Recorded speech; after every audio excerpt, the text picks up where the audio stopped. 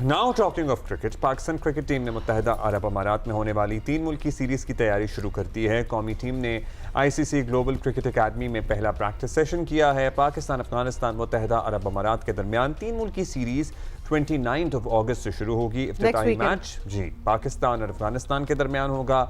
और हमारे साथ हैं जी अहमद शहजाद साहब, क्योंकि हमने उनसे बात करनी है कि जो सिलेक्शन हुई है उसमें हम क्या कॉम्बिनेशन कैसे हैं आप? Good morning. बहुत सी बातें हैं। लेट्स स्टार्ट विद, आप बताइएगा कि पीसीबी ने नए सेंट्रल कॉन्ट्रैक्ट्स का बिल्कुल ऐलान किया है। मजमूई तौर पर तो ये लगता है कि स्टार पावर, साबका रिकॉर्ड्स, पुरानी परफॉर्मेंसेस, उसकी बुनियाद पर कुछ भी नहीं हुआ।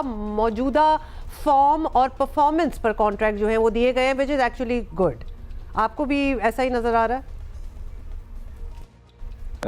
देखिए, जहां तक परफॉर्मेंस की बात हो रही है, अगर परफॉर्मेंस को देखते हुए सेंट्रल कॉन्ट्रैक्ट अनाउंस होता तो ये जिस तरह ए कैटेगरी खत्म हुई है ना, उस तरह ये बी कैटेगरी भी खत्म हो जाती, क्योंकि आपके प्लेयर्स की परफॉर्मेंस ये है कि 9वें नंबर की टीम छोड़ के जा रहे हैं वो।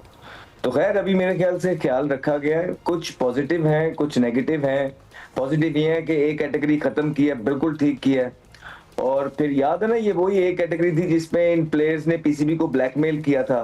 फिर एक साइलेंस भी बीच में डलवाया था, जो कि वही साइलेंस था जो एजेंट को लेके आने वालों में से था। उसने आके और जका अशरफ को डराया था कि सर, ये इवेंट खेलने प्लेयर्स गए हुए हैं, अगर आप लोगों ने इनकी बात ना मानी तो ये प्ले इवेंट से क्विट कर देंगे।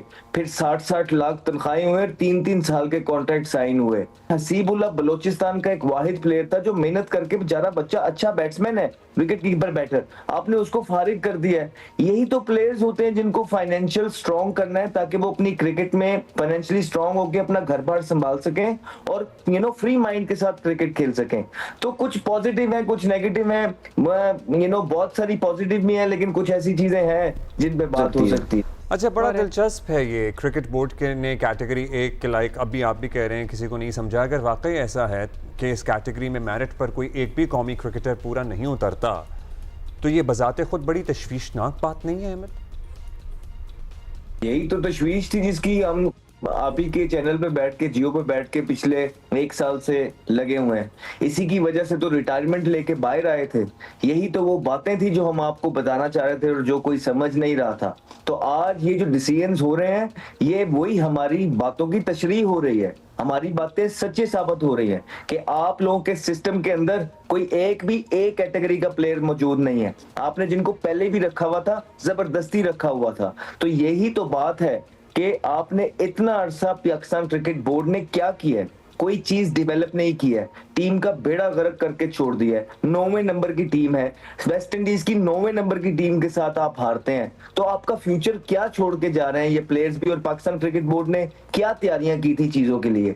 तो बिल्कुल ये तशवीशनाक मरहला है और बिल्कुल नाजुक मरहला है। अब हमने अगर इसको आगे की तरफ लेके चलना है तो खुदारा ये जो यंगस्टर्स हैं इनको सपोर्ट करना है। सबसे पहले मेरिट के यंगस्टर लेके आने और उनको फिर आगे सपोर्ट करना है मिलके। That's the only way forward. Otherwise अगर हमने ऐसा कौम मिलके ऐसा ना किया तो ये हालात आपके सामने है। कल ए कैटेगरी खत्म हुई है, परसों अगले साल ये बी कैटेगरी भी खत्म हो जाएगी।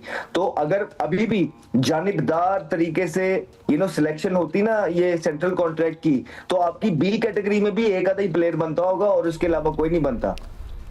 तशवीश की बात डेफिनेटली है। आए अब ज़रा डी कैटेगरी की भी बात कर लेते हैं, क्योंकि इन कॉन्ट्रैक्ट्स में एक तनकीद ये भी हो रही है कि टेस्ट टीम के कप्तान यानी शान मसूद को डी कैटेगरी में जगह मिली है। मतलब is that even a category जहां डी तक बात पहुंच जाए? तो क्या इससे ऐसा नहीं लगता कि टेस्ट क्रिकेट हमारी तरजीहात में कहीं बहुत ही पीछे है जब कप्तान डी पे है? नहीं जी, तरजीहात में पीछे नहीं है। सबको पता है कि शान मसूद कैसे कप्तान बने हैं, इसमें कोई ढकी चुकी बात नहीं है। जिस तरह ये कप्तान बनाए गए हैं उसी तरह का जो आपने बीज बोया वही फ्रूट निकल के आ रहा है। तो आप खुद लाफिंग स्टॉक बन रहे हैं ना। शान मसूद को क्यों बनाया कप्तान? बताएं फिर आके इस कौम को वो कैसे कप्तान बने हैं, किन परफॉर्मेंसेस पे बने हैं, किसके कहने पे बने हैं। तो जब आप इस तरह के डिसीजन लेते हैं, वो भी अल्टीमेट फॉर्मेट के अंदर, यहाँ से पता लगता है कि आप कितने सीरियस हैं इस स्पोर्ट को लेके। आप लोगों ने मेरिट का कत्ले आम किया पाकिस्तान क्रिकेट बोर्ड के अंदर, इसीलिए तो ये हाल है आज पीसीबी के 9वें नंबर की टीम वेस्ट इंडीज जो दुनिया में किसी से नहीं जीतती है, वो आपकी पूरी टीम को हराती है। That is the reason only. और यही चीजों की हम बातें करते रहे और आज वो चीजें आपके और दुनिया सबके सामने आ रही हैं। ये सोशल मीडिया पे जितना मर्जी हंगामा बरपा हो जाए, हम सबको पता है that can be managed. We've all done that अपने अपने टाइम पे। लेकिन दुनिया अब समझदार है, वो देख रही है कि पाकिस्तान टीम के क्या हालात हैं। Thank you Ahmad Shahzad, thank you. ये कॉन्ट्रैक्ट्स वाली बात ना ये बहुत ज़्यादा ही हमें भी कंफ्यूज कर रही थी और टेंशन भी एक थी कि हम वेयर आर वी और हम कहाँ पहुँच गए हैं कि हमारी पूरी मतलब जितना हमारा टैलेंट पूल है जो इस वक्त एग्जिस्टिंग है उसमें कोई ए ग्रेड नहीं है। मतलब why are they even there. एक सवाल ये भी उठता है ना, you need to be at the top, otherwise you don't have a place there, but apparently everybody has a place.